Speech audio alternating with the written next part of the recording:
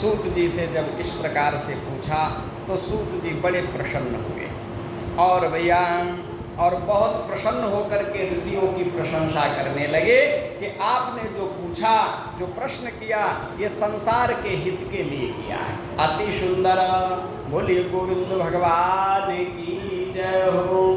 सूत जी कहते हैं कि देखो व्यास जी सम्यक्प्राश नामक आश्रम पर हिमालय पर विराजमान है, अपने आश्रम में विराजमान। व्यास जी ने क्या किया कि चातुर होत्रम कर्म शुद्धम प्रजानाम वेक्ष वैदिकम। व्यास जी ने वेदों का विभाजन किया, वेदों का विभाजन किया। वेद मेकम कहते हैं पहले वेद भगवान का जो स्वरूप था एक था और फिर इसको चतुर्विधम 4 भागों में व्यास जी ने इनका विभाजन किया। और वो 4 भाग कौन कौन बनाए कि ऋग यजुः साम अथर्वाख्य वेदश्चत्वार उद्धृता।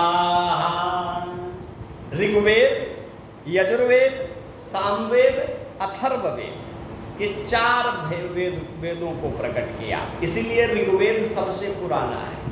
हमारी वैदिक संस्कृति सबसे पुरानी है, वैदिक संस्कृति सबसे पुरानी है। और वेद को समझने वाले, वेद को पढ़ने के लिए स्पेशल ज्ञान की आवश्यकता होती है, क्योंकि संस्कृत में 10 लकारें हैं, 10 लकारें हैं, लगभग 2000 से ऊपर धातुएं। 9 लकारों का प्रयोग सामान्य व्याकरण संस्कृत में होता है, लेकिन 10वीं जो लकार, लेट लकार का प्रयोग वो वेद में होता है। सामान्य संस्कृत पढ़ने वाले व्यक्ति को भी वेद पढ़ना कठिन होता है, क्योंकि वेद में शब्दों का आगम होता है और लोप भी होता है। वेद में शब्दों का आगम भी होता है और लोप भी होता है। इसलिए वेद को पढ़ना सबके बात जो है बस की बात नहीं है। ब्राह्मण कुमार बटुक बहुत भांति से जब गायत्री इत्यादि अभ्यास करते हैं, गुरु परंपरा में रहते हैं, तब वेद भगवान को समझ पाते हैं। कहते हैं फिर इनके भाग करके इन 4 महात्माओं को इनका अधिकारी बनाया गया। किसको कि अथर्वा क्या बताया गया कि तद ऋग्वेद धरः पैलः। महात्मा पैल को ऋग्वेद पढ़ाया व्यास जी ने। ये 4 शिष्य बनाए पहले। ऋग्वेद के अधिकारी महात्मा पैल और सामगो जैमिनी कवि, और सामवेद के आचार्य महात्मा जैमिनी को बनाया, सामवेद के आचार्य। और वैशंपायन एवैको निष्णातो यजुषामुतः, और वैशंपायन जी को यजुर्वेद का आचार्य बनाया। चौथा, और अथर्वा ऋषि को, अथर्वा यानी अंगिरा ऋषि को जो है अथर्ववेद का आचार्य बनाया। सूत जी कहते हैं और इतिहास पुराणानि पिता में रोमहर्षण, और इतिहास यानी पुराण और इतिहासों का ज्ञान जो है हमारे पिता रोमहर्षण को वेद व्यास जी ने प्राप्त कराया। ये ज्ञान प्रदान किया, अधिकारी बनाया, 5 शिष्य बनाए। कहते हैं कि तयेव ऋषयो वेदा स्वं स्वं व्यस्यननेकधा शिष्यो प्रशिष्य शिष्यैर्वेदास्ते साखिनो भवत।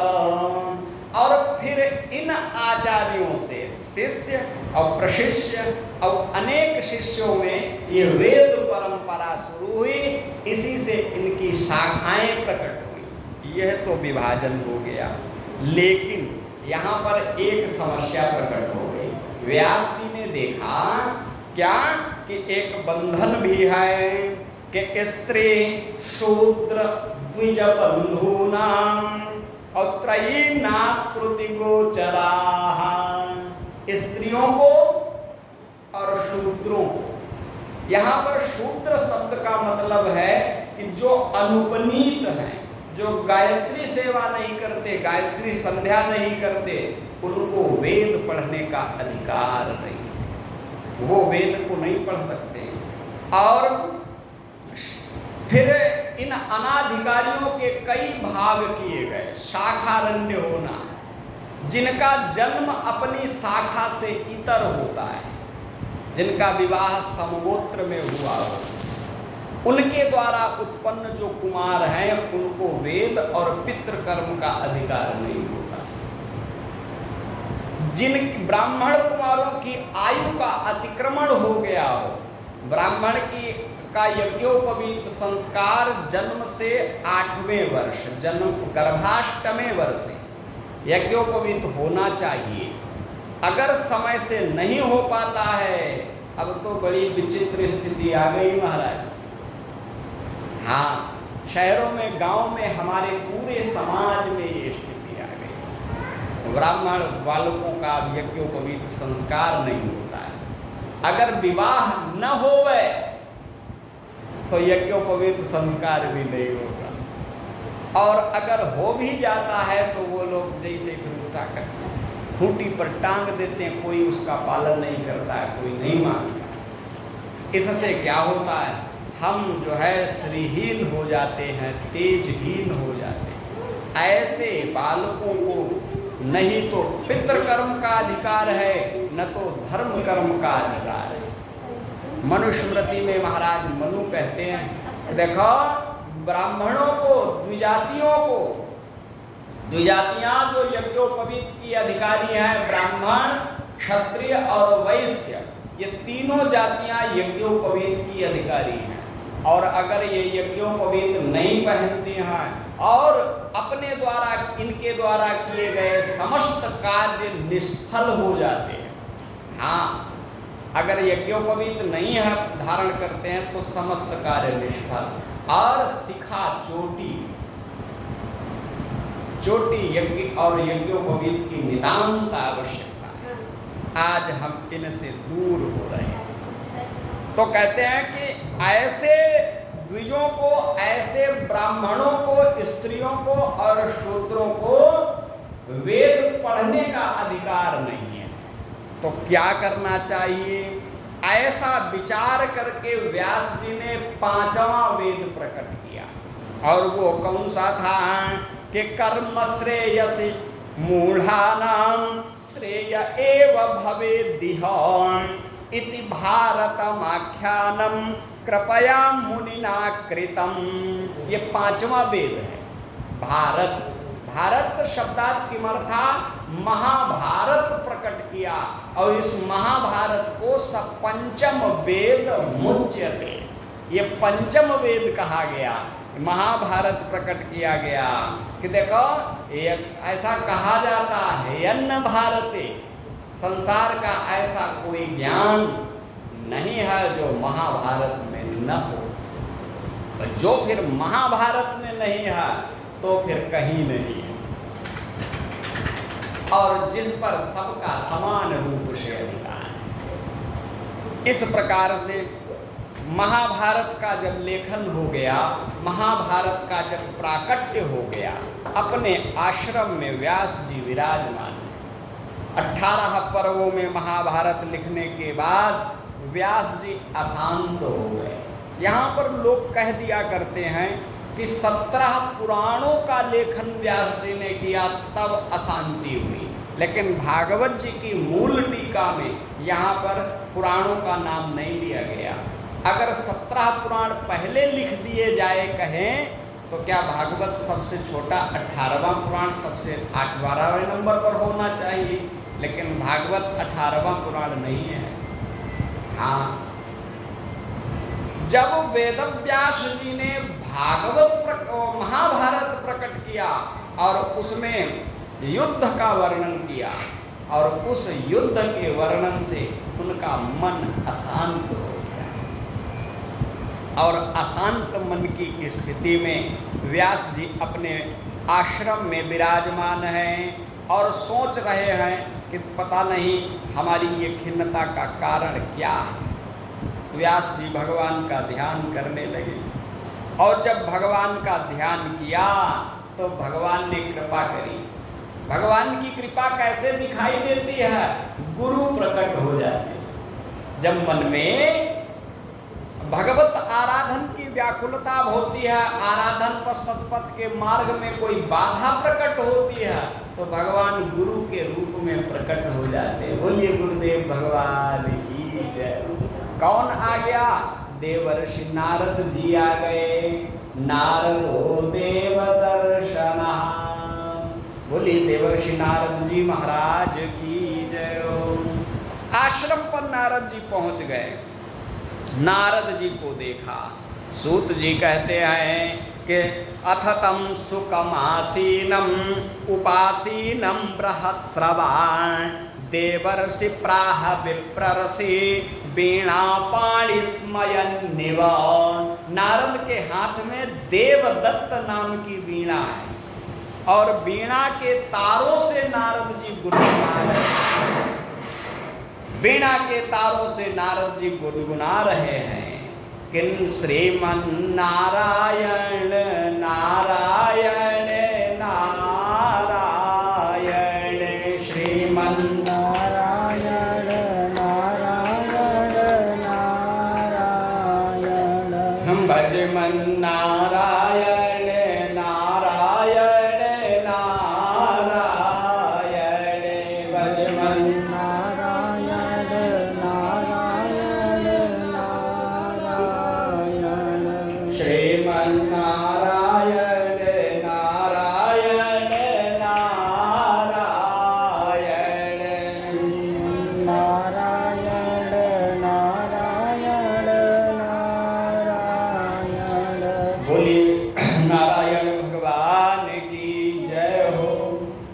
नारद जी को जब आया हुआ देखा व्यास जी ने।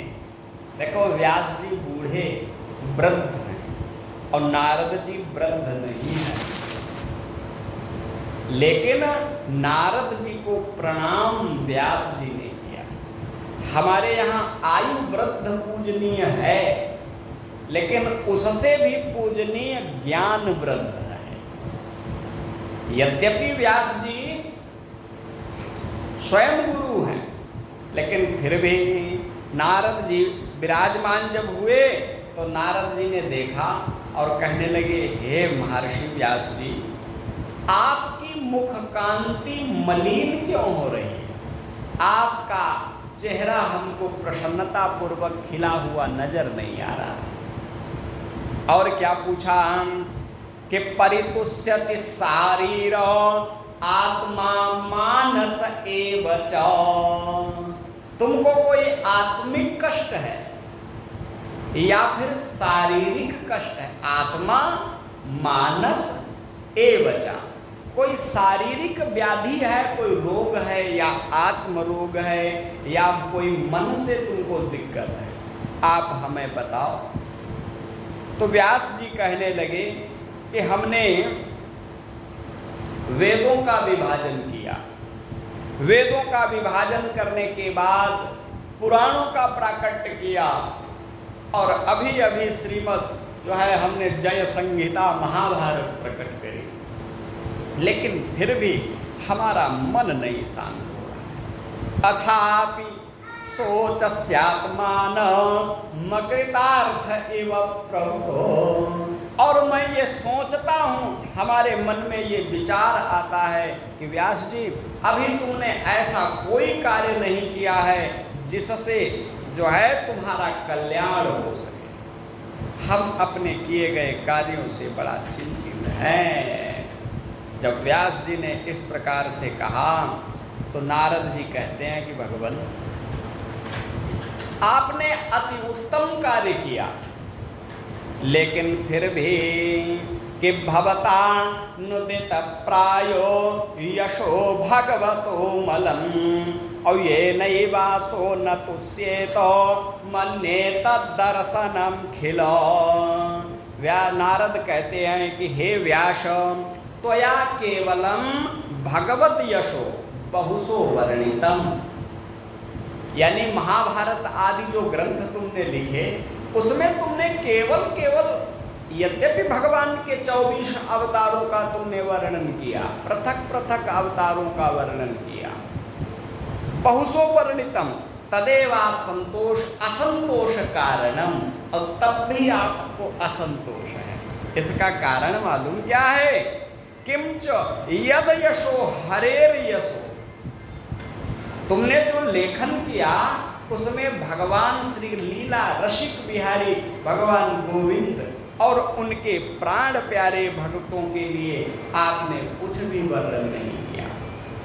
और जो कथन है, जो ज्ञान है, जो कवित्व की कला है, इसमें अगर भगवान का नाम न होवे, इसका उद्देश्य भगवान न होवे, तो कहते हैं वह ग्रंथ, वह लेखन, वह कवित्व और वह विद्वता ये कैसी है? तद वायसम तीर्थम मन्यते, तो उसी तरीके से है जैसे वायस तीर्थ, कौआ की स्नान, उसी तरीके से इसकी उपमा करी गई। इसलिए तुम क्या करो, स्वतंत्र रूप से भगवान के नाम की महिमा का बखान करो कि नैष्कर्म्य माप्याच्युत भाव वर्जितम न शोभते ज्ञानमलम निरंजनम। इस ज्ञान की शोभा कब है? कहें जो ज्ञान भगवान के चरण कमलों में ध्यान को स्थिर करे वो तो ज्ञान है, और जो भगवान के चरण कमलों में न लगे, जो ज्ञान भगवान की भक्ति प्रदान न करे, कहें वो ज्ञान नहीं है, तब तक कल्याण नहीं है। और कुतः पुनः शाश्वत भद्रमीश्वरे न चार्पितम कर्म